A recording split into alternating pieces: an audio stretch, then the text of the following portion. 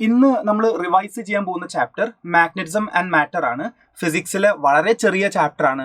ഇതിന്റെ വെയിറ്റേജ് നമ്മൾ നോക്കുകയാണെങ്കിൽ 0 to 1 ക്വസ്റ്റ്യൻ ആണ്. ചില ഇയറിൽ ഇതിൽ നിന്ന് തീരെ ചോദ്യങ്ങളെ വരാറില്ല. Maximum we can expect only 1 question. അപ്പോൾ ഒരു ചെറിയ ചാപ്റ്റർ ആണ്. നേരെ നമുക്ക് ചാപ്റ്ററിലേക്ക് വരാം. എല്ലാ കാര്യങ്ങളും ഇക്വേഷൻസ് എല്ലാം വളരെ ഷോർട്ടായിട്ട് ഈ ഒരു ചെറിയ ടൈമിൽ നമുക്ക് കംപ്ലീറ്റ് ആയിട്ട് കവർ ചെയ്യാം. ആദ്യം നമുക്ക് പഠിക്കാനുള്ളത് എന്താണ് മാഗ്നറ്റിക് ഫീൽഡ് ലൈൻസ്. നമുക്കറിയാം എന്താണ് മാഗ്നറ്റിക് ഫീൽഡ് ലൈൻസ്. ഒരു മാഗ്നറ്റിക് ഫീൽഡിലൂടെ പോകുന്ന ഇമാജിനറി ലൈൻസിനെയാണ് നമ്മൾ മാഗ്നറ്റിക് ഫീൽഡ് ലൈൻസ് എന്ന് പറയാറ്. അതിന്റെ പ്രോപ്പർട്ടീസ് വെച്ച് ആപ്ലിക്കേഷൻ ലെവലിൽ ചോദ്യങ്ങൾ വരാറുണ്ട്. മാഗ്നറ്റിക് ഫീൽഡ് ലൈൻസ് നോർത്തിൽ നിന്ന് സൗത്തിലേക്കാണ് പോകാറ്. ഇൻസൈഡ് ദ മാഗ്നറ്റ് എവിടുന്നാണ്? സൗത്തിൽ നിന്ന് നോർത്തിലേക്ക്. So it is forming a closed loop. അതുകൊണ്ട് ഇയാൾ എന്ത് ഫോം ചെയ്യുന്നുണ്ട്? ഒരു ക്ലോസ്ഡ് ലൂപ്പ് ഫോം ചെയ്യുന്നുണ്ട്. അതേപോലെ രണ്ട് മാഗ്നറ്റിക് ഫീൽഡ് ലൈൻസ് ഒരിക്കലും ഇന്റർസെക്ട് ചെയ്യാറില്ല. അങ്ങനെ ഇന്റർസെക്ട് ചെയ്യുകയാണെങ്കിൽ at the point of intersection there will be two direction. അത് ഇമ്പോസിബിൾ ആണ് അല്ലെ. ഇലക്ട്രിക് ഫീൽഡ് ലൈൻസിൽ നമ്മൾ പഠിച്ച അതേപോലെ തന്നെയാണ്. നിങ്ങൾക്ക് ഏതെങ്കിലും ഒരു ഭാഗത്തെ മാഗ്നറ്റിക് ഫീൽഡിന്റെ ഡയറക്ഷൻ വേണമെന്നുണ്ടെങ്കിൽ അവിടെ ടാൻജന്റ് വരച്ചാൽ മതി. ആ ടാൻജന്റ് നിങ്ങൾക്ക് അവിടുത്തെ ഡയറക്ഷൻ തരും. അതേപോലെ ഏറ്റവും അവസാന പോയിന്റ്, ഒരുപാട് നമ്പർ ഡെൻസിറ്റി ഉണ്ട്. ഫീൽഡ് ലൈൻസിന്റെ ഡെൻസിറ്റി കൂടുതലാണെങ്കിൽ അവിടുത്തെ ഫീൽഡിന്റെ സ്ട്രെങ്ത് എന്താണ്? കൂടുതലാണ്. ഇത്രയും കാര്യങ്ങളാണ് മാഗ്നറ്റിക് ഫീൽഡ് ലൈൻസിന്റെ പ്രോപ്പർട്ടീസ് ആയിട്ട് നമ്മൾ പറയാനുള്ളത്. ഇനി ഇതിൽ ഒരുപാട് ഇക്വേഷൻസ് ഉണ്ട്. എല്ലാ ഇക്വേഷൻസും നമ്മൾ നേരെ ഇലക്ട്രോസ്റ്റാറ്റിക്സിൽ നിന്ന് ഇങ്ങോട്ട് കൺവേർട്ട് ചെയ്താൽ മതി. ഒരു പുതിയ ഇക്വേഷൻ ആയിട്ട് നിങ്ങൾ പഠിക്കേണ്ട പോലും ആവശ്യമില്ല. അത് ഓർത്തു വെക്കാനുള്ള എളുപ്പം പറയാം. ഇലക്ട്രോസ്റ്റാറ്റിക്സിൽ ചാർജ് വരുന്ന സ്ഥലത്തെല്ലാം ഇവിടെ എന്തായിരിക്കും ഉണ്ടാവുക? Pole strength. QM എന്ന് പറയുമ്പോൾ പോളിന്റെ സ്ട്രെങ്ത്. അവിടെ ചാർജ് ആണെങ്കിൽ ഇവിടെ നോർത്ത് പോൾ സൗത്ത് പോൾ അതിന്റെ സ്ട്രെങ്ത്. 1/4πε0ക്ക് പകരം ഈ ചാപ്റ്ററിൽ നമ്മൾ യൂസ് ചെയ്യുന്ന കോൺസ്റ്റന്റ് ആരാണ്? μ0/4π. അവിടെ ഇലക്ട്രിക് ഫീൽഡ് ആണെങ്കിൽ ഇവിടെ മാഗ്നറ്റിക് ഫീൽഡ്. അവിടെ ഇലക്ട്രിക് ഡൈപോൾ മൊമെന്റ് ആണെങ്കിൽ ഇവിടെ മാഗ്നറ്റിക് ഡൈപോൾ മൊമെന്റ്. നേരെ ഇങ്ങനെ കൺവേർട്ട് ചെയ്താൽ മതി. ഇനി നമുക്ക് എല്ലാ ഇക്വേഷൻസും ഒന്ന് എഴുതി നോക്കാം. ഷോർട്ട് നോട്ട് പോലെ എല്ലാം ഞാൻ എഴുതി തന്നിട്ടുണ്ട്. രണ്ട് ചാർജ് ഉണ്ടെങ്കിൽ അവർ തമ്മിൽ ഫോഴ്സ് ഉണ്ടാവില്ലേ? 1/4πε0 Q1 Q2 divided by r². അതേപോലെ രണ്ട് മാഗ്നറ്റുകൾ ഉണ്ടെങ്കിൽ ഉറപ്പായിട്ടും അവർ തമ്മിൽ അട്രാക്റ്റീവോ റിപ്പൾസീവോ ഫോഴ്സ് ഉണ്ടാകും. ആ രണ്ട് മാഗ്നറ്റിന്റെ തമ്മിലുള്ള ഫോഴ്സ് കണ്ടുപിടിക്കാൻ വേറെ ഫോർമുല പഠിക്കണ്ട. ഇവിടെ 1/4πε0ക്ക് പകരം μ0/4π.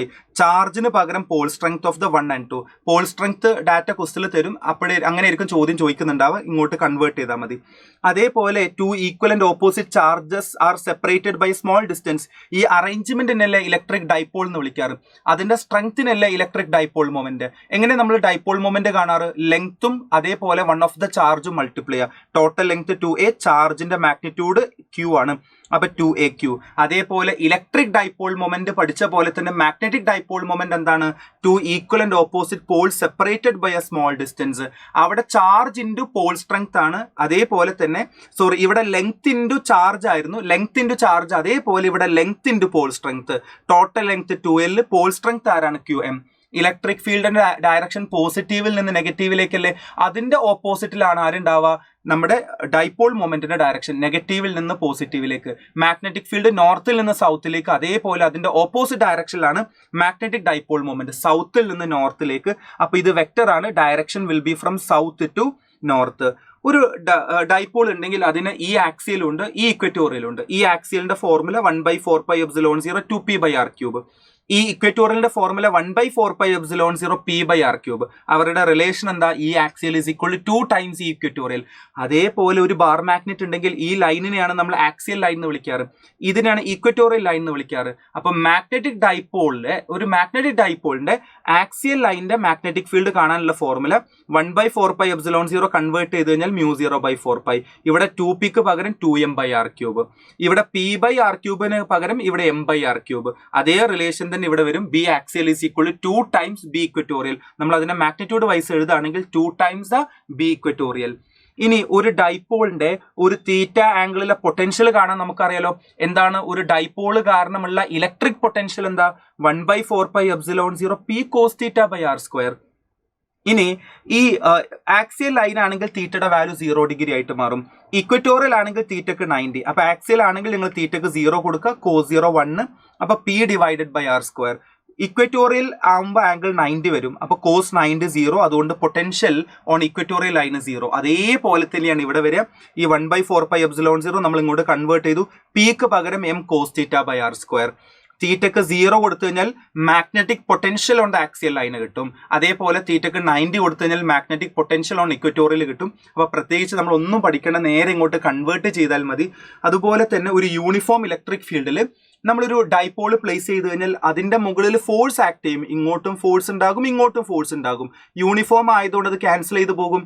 അതുകൊണ്ട് ടോട്ടൽ ഫോഴ്സ് 0 ആകും. പക്ഷെ ഒരു ടോർക്ക് ഉണ്ടാകും. ആ ടോർക്കിന്റെ ഫോർമുല എന്താണ്? P cross E. ആ സമയത്ത് θ1 ആംഗിളിൽ നിന്ന് θ2 ആംഗിളിലേക്ക് റൊട്ടേറ്റ് ചെയ്യാൻ ഞാൻ ചെയ്യേണ്ട വർക്ക് എന്താണെന്നറിയോ? PE into cos θ1 minus cos θ2. ആ സമയത്ത് അതിൽ സ്റ്റോർ ചെയ്ത പൊട്ടൻഷ്യൽ എനർജി ആരാ? Minus PE cos θ. അതേപോലെ ഒരു യൂണിഫോം മാഗ്നറ്റിക് ഫീൽഡിൽ ഒരു മാഗ്നറ്റിക് ഡൈപോൾ പ്ലേസ് ചെയ്തിട്ടുണ്ടെങ്കിൽ അതിന്റെയും ടോട്ടൽ ഫോഴ്സ് 0. നോൺ യൂണിഫോം ആണെങ്കിൽ 0 ആവില്ല കേട്ടോ, കാരണം ക്യാൻസൽ ചെയ്ത് പോകില്ല. യൂണിഫോം ആണെങ്കിൽ 0. യൂണിഫോം ആണെങ്കിലും നോൺ യൂണിഫോം ആണെങ്കിലും ടോർക്ക് ഉണ്ടാകും. പക്ഷേ യൂണിഫോം ആണെങ്കിൽ ഫോഴ്സ് 0, നോൺ യൂണിഫോം ആണെങ്കിൽ ഫോഴ്സ് 0 അല്ല. രണ്ട് ചാപ്റ്ററിലും കോമൺലി വരാറുണ്ട്. ടോർക്ക് ഇവിടെ P ക്രോസ് E, അതിന് പകരം M ക്രോസ് B. വർക്കിന്റെ ഇക്വേഷൻ എന്താ? ഇവിടെ PEക്ക് പകരം MB into cos θ1 minus cos θ2. Potential energy minus MB cos θ. വളരെ ഇമ്പോർട്ടന്റ് ആണ്. ഇനി പൊട്ടൻഷ്യൽ എനർജിയുടെ ഫോർമുല മൈനസ് MB കോസ് θ എന്നല്ലേ? ഞാൻ തീറ്റക്ക് വെറുതെ 0 ഡിഗ്രി കൊടുക്കാം. അപ്പൊ കോസ് 0ന്റെ വാല്യൂ 1 അല്ലേ? അപ്പൊ potential energy is equal to minus MB. Minus MB എന്നുള്ളത് വളരെ മിനിമം ആണ്. അതായത് ഈ പ്ലസ് MBനെക്കാളും ചെറുതാണ് ആര്? അതായത് മൈനസ് MB. അതേപോലെ 0നെക്കാളും ചെറുതാണ് മൈനസ് MB. അപ്പോൾ ഏറ്റവും മിനിമം പൊട്ടൻഷ്യൽ എനർജി കിട്ടാൻ ഞാൻ തീറ്റക്ക് 0 ഡിഗ്രി കൊടുക്കണം. നമ്മൾ എപ്പോഴും പഠിക്കാറുണ്ട്, ഒരാൾക്ക് എനർജി കുറയുമ്പോഴാണ് ആൾ മോർ സ്റ്റേബിൾ ആയിട്ട് മാറുക. Therefore theta is equal to 0 degree is called stable equilibrium. 180 കൊടുക്കുമ്പോൾ ഇവിടെ -1 ആകും. രണ്ട് നെഗറ്റീവും കൂടി പോസിറ്റീവ് ആയിട്ട് മാറും. So plus MB is the maximum energy. Maximum അയാൾ എന്തായിട്ട് മാറും? അൺസ്റ്റേബിൾ ആയിട്ട് മാറും. So theta is equal to 0 degree is called stable, 180 is called unstable. രണ്ടും വളരെ ഇമ്പോർട്ടന്റ് ആയിട്ടുള്ള കാര്യമാണ്. ഇനി നമുക്ക് ഇവിടെ പഠിക്കാനുള്ള വേറൊരു കാര്യം, ചില കേസിൽ ഇത് ആപ്ലിക്കേഷൻ ലെവലിൽ ഞാനൊരു എക്സാമ്പിൾ ചോദ്യം ചെയ്ത് കാണിച്ചു തരാം. ഇങ്ങനെ ഒരു ഫിഗർ തന്നിട്ട് അവരെന്താ ചോദിക്കാന്ന് അറിയോ? ഇത് സ്റ്റേബിൾ ഇക്വിലിബ്രിയം ആണോ അൺസ്റ്റേബിൾ ആണെന്നുള്ളത്. പല എക്സാമിൽ ഞാനത് കണ്ടിട്ടുണ്ട് കേട്ടോ. ഇങ്ങനെ ഒരു ഫിഗർ അല്ലാതെ ഡയറക്ട്ലി ചോദിക്കാനുള്ള സാധ്യത വളരെ കുറവാണ്. ചോദിക്കുകയാണെങ്കിൽ നമുക്ക് എഴുതാനും പറ്റും. ഇങ്ങനെ ഒരു ഫിഗർ തന്നിട്ട് ഇത് ഏത് ഇക്വിലിബ്രിയം ആണെന്ന് ചോദിക്കും. അപ്പൊ നിങ്ങൾ മനസ്സിലാക്കണം, തീറ്റ എന്ന് പറയുമ്പോൾ എമ്മും ബിയും തമ്മിൽ ഉണ്ടാക്കുന്ന ആംഗിളാണ്. B magnetic field, M magnetic dipole moment. എമ്മിന്റെ ഡയറക്ഷൻ അറിയാത്തവരുണ്ടെങ്കിൽ ഞാൻ ഇപ്പോൾ പഠിപ്പിക്കാം. എം എന്നുള്ളത് മാഗ്നറ്റിക് ഡൈപോൾ മൊമെന്റ് ആണ്. അത് ഏരിയ വെക്ടറിന്റെ ഡയറക്ഷനാണ്. ഏരിയ വെക്ടർ എന്ന് പറയുന്നത് സർഫസിന് പെർപെൻഡിക്കുലർ. അപ്പൊ നമുക്ക് ഡൗട്ടായി, ഏരിയ വെക്ടർ സർഫസിന് പെർപെൻഡിക്കുലർ, അത് ഇങ്ങനെയും വരാം, ഉള്ളിലേക്കും വരാം. അത് കണ്ടുപിടിക്കാൻ കറണ്ട് ഒഴുകുന്ന ഡയറക്ഷനിൽ കൈ മടക്കുക. തമ്പ് എങ്ങോട്ടാണോ പോയിന്റ് ചെയ്യുന്നത് അതായിരിക്കും എമ്മിന്റെ ഡയറക്ഷൻ. മനസ്സിലായോ? കറണ്ട് ഒഴുകുന്ന ഡയറക്ഷനിൽ കൈ ബെൻഡ് ചെയ്യുക. അപ്പൊ തമ്പ് എങ്ങോട്ടാണോ പോയിന്റ് ചെയ്യുന്നത് അതായിരിക്കും ഡയറക്ഷൻ. അപ്പൊ ഈ ഫിഗർ നോക്കിയിട്ട് നമുക്ക് എക്സാമ്പിൾ ചോദ്യം ചെയ്തിട്ട് നമുക്ക് പഠിക്കാം. ഇവിടെ നോക്ക്, മാഗ്നറ്റിക് ഫീൽഡ് അവർ തന്നിട്ടുണ്ട്, പക്ഷെ എം എനിക്ക് അറിയില്ല. അപ്പൊ കറണ്ട് ഒഴുകുന്ന ഡയറക്ഷനിൽ ഞാൻ കൈ ഇങ്ങനെ മടക്കിയിട്ടുണ്ടെങ്കിൽ എന്റെ തമ്പ് പുറത്തേക്കല്ലേ വരുന്നുണ്ടാവുക. അതായത് തമ്പ് പുറത്തേക്ക് വരിക എന്ന് പറയുമ്പോൾ എമ്മിന്റെ ഡയറക്ഷൻ. അപ്പൊ എമ്മും പുറത്തേക്ക്, മാഗ്നറ്റിക് ഫീൽഡും പുറത്തേക്ക്, രണ്ടും ഒരേ ഡയറക്ഷനിൽ. അപ്പൊ തീറ്റ ഈക്വൽ 0 ഡിഗ്രി. തീറ്റ 0 ഡിഗ്രി എന്ന് പറയുമ്പോൾ സ്റ്റേബിൾ ഇക്വിലിബ്രിയം. ഈ രീതിയിലായിരിക്കും ആപ്ലിക്കേഷൻ ലെവൽ ചോദ്യം വരിക. വേറൊരു എക്സാമ്പിൾ കാണിക്കാം. ഇങ്ങനെ ഫിഗർ തന്നിട്ട് ചോദിക്കും ഇത് ഏത് ടൈപ്പ് ഇക്വിലിബ്രിയം എന്നുള്ളത്. അപ്പൊ കറണ്ട് ഒഴുകുന്ന ഡയറക്ഷനിൽ നമ്മൾ കൈ മടക്കണം. ഇവിടെ കറണ്ട് ഇങ്ങനെയാണ് ഒഴുകുന്നത്. അപ്പൊ കറണ്ട് ഒഴുകുന്ന ഡയറക്ഷനിൽ ഞാൻ കൈ മടക്കിയിട്ടുണ്ടെങ്കിൽ എന്റെ തമ്പ് ഉള്ളിലേക്കാണ് പോകുന്നത്. തമ്പ് ഉള്ളിലേക്ക് ഇൻ ദ സെൻസ് ദ എമ്മിന്റെ ഡയറക്ഷൻ ആണ്. So here theta is equal to 180 degree. Theta is 180 degree is called unstable equilibrium. ഈ രീതിയിലും ചോദ്യം വരും. ഇനി 90 ഡിഗ്രി ഒക്കെയാണ് ആംഗിൾ വരുന്നതെങ്കിലോ അല്ലെ, അത് സ്റ്റേബിളും അല്ല അൺസ്റ്റേബിൾ അല്ല, നൈദർ സ്റ്റേബിൾ നോർ അൺസ്റ്റേബിൾ. അങ്ങനെയാണ് ആ കാര്യം. അപ്പൊ ആ ഒരു കാര്യം വളരെ ഇമ്പോർട്ടന്റ് ആണ്. ഇനി നമുക്ക് പിന്നെ ചോദിക്കാൻ സാധ്യതയുള്ള വേറൊരു ചോദ്യമാണ് bar magnet in two different shape. ഒരു ബാർ മാഗ്നറ്റ് നമ്മൾ ബെൻഡ് ചെയ്തു, ആ സമയത്ത് അവിടെ ഉണ്ടാക്കുന്ന പുതിയ dipole moment. Bar magnet bend ചെയ്ത് കഴിഞ്ഞാൽ പോൾ സ്ട്രെങ്ത് മാറൂല, പക്ഷെ അവരുടെ ഇഫക്റ്റീവ് ലെങ്ത് എന്ത് ചെയ്യുന്നുണ്ട്? മാറുന്നുണ്ട്. ആ പുതിയ ഡൈപോൾ മൊമെന്റ് കണ്ടുപിടിക്കാനുള്ള ഫോർമുല ഒന്ന് എഴുതി വെച്ചേക്ക്. M into sine θ/2 by θ/2. Theta എന്ന് പറയുന്നത് അത് ഇവിടെ മേക്ക് ചെയ്യുന്ന ആംഗിൾ ആണ്. ഞാനൊരു സാമ്പിൾ ക്വസ്റ്റ്യൻ ചെയ്ത് കാണിച്ചു തരാം.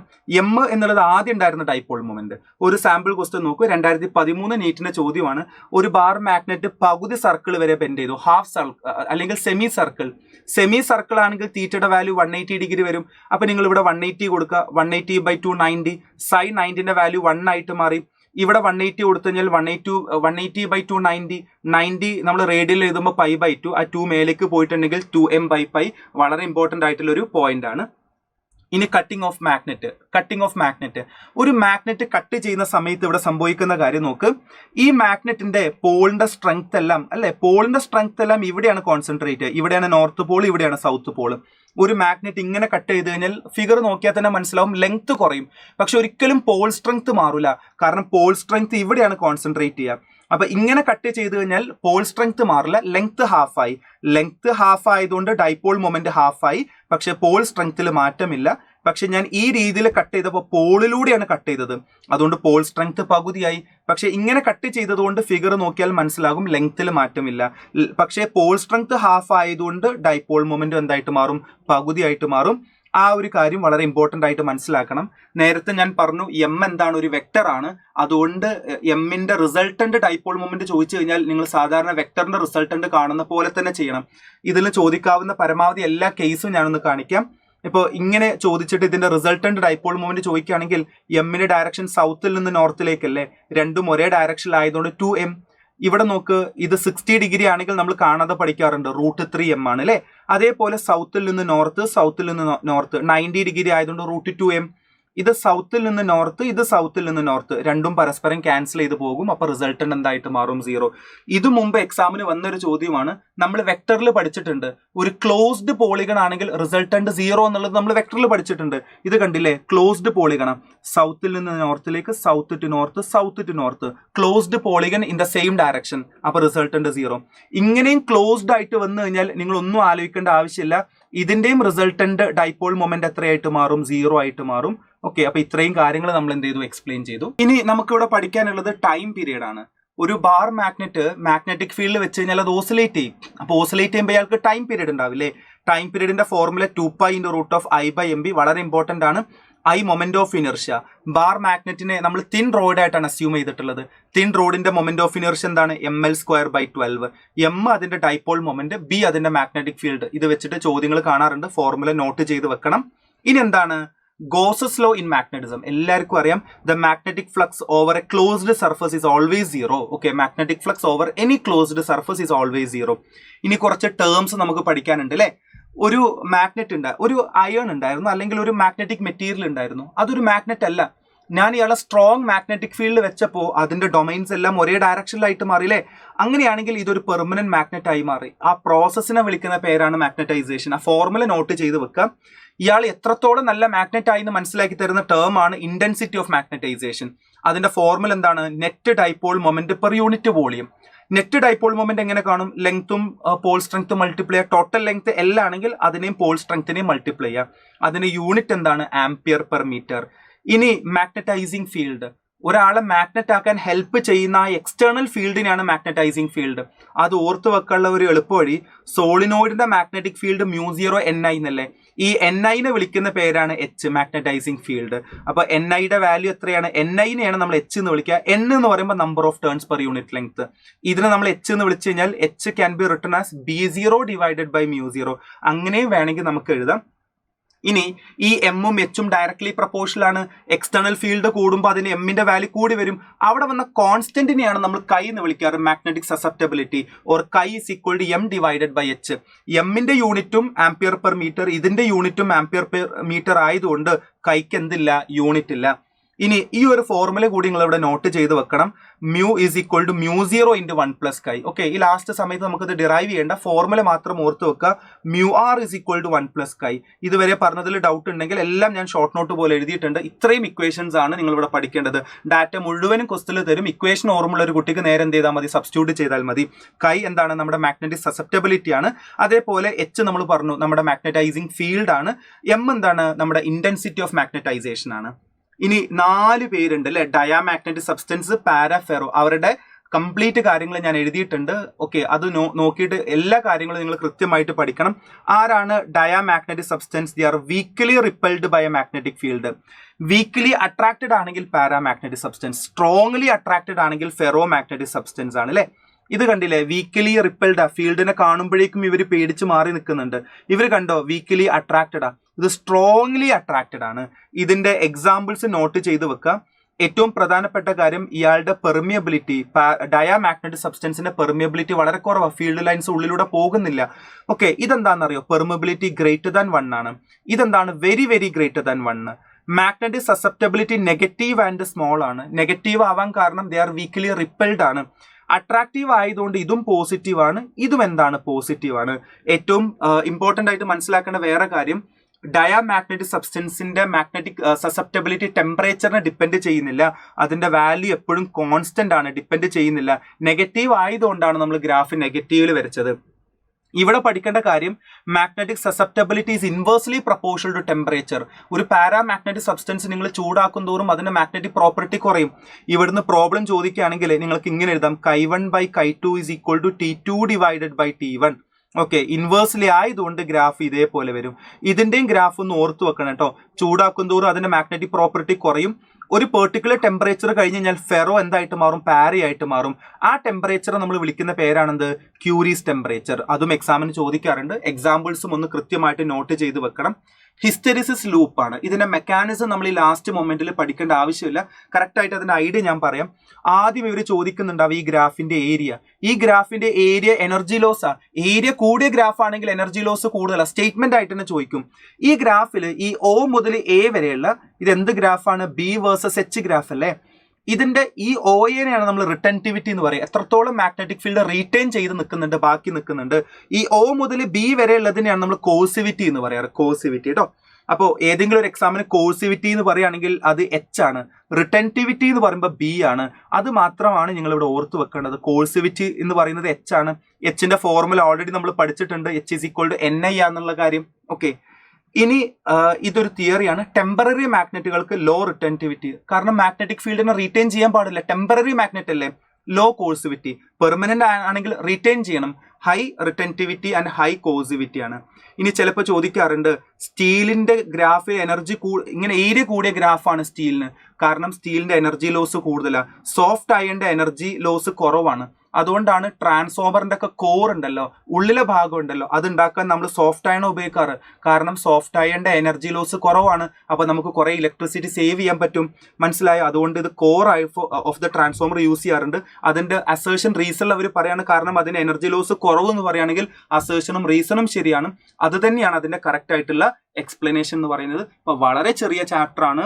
അതിന്റെ തിയറി ഞാൻ നേരത്തെ തന്ന ആ ടേബിളർ കോളം അതിലൂടെ ഒക്കെ ഒന്ന് നോക്കിയിട്ട് എക്സാമ്പിളും കാര്യങ്ങളൊക്കെ കൃത്യമായിട്ടൊന്ന് പോസ് ചെയ്തിട്ട് സ്ക്രീൻഷോട്ട് എടുത്തിട്ട് എല്ലാ കാര്യങ്ങളും പഠിക്കുക, ഗ്രാഫ് വരച്ച് പഠിക്കുക. നമുക്ക് വളരെ കുറച്ച് ഇക്വേഷൻസ് മാത്രമേ ഉള്ളൂ. എല്ലാം നമുക്ക് ഇലക്ട്രോസ്റ്റാറ്റിക്സുമായിട്ട് കമ്പയർ ചെയ്ത് പഠിക്കാവുന്ന വളരെ ചെറിയൊരു ചാപ്റ്റർ ആണ്.